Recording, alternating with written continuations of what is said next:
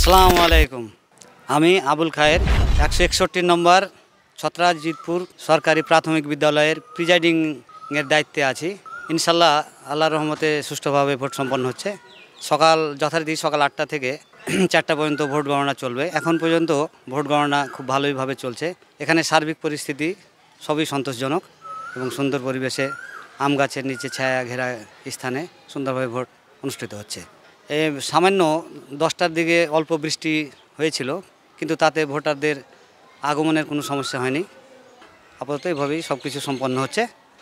এখানে total voter সংখ্যা 2085 জন। চলমান সকাল 8টা থেকে 4টা পর্যন্ত চলমান থাকবে।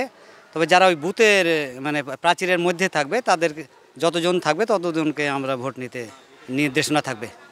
জি না, এটা ব্যালট পেপারের মাধ্যমে ভোট। পুলিশ প্রশাসন, এখানকার আনসার ভাইরা এবং খুব আন্তরিকভাবে আমাদের সাহায্য সহযোগিতা করে যাচ্ছেন এবং তারা নিষ্ঠার সাথে দায়িত্ব পালন করে যাচ্ছেন। না, অপ্রীতিকর ঘটনা এখন পর্যন্ত সমস্যা হয়নি। অবাধে এবং জি অবাধে তারা আসছে এবং ভোট নির্বিঘ্নে দিয়ে যাচ্ছে। আপনারা দেখছেন দৈনিক কর্ণকণ্ঠ, সবার কথা বলে।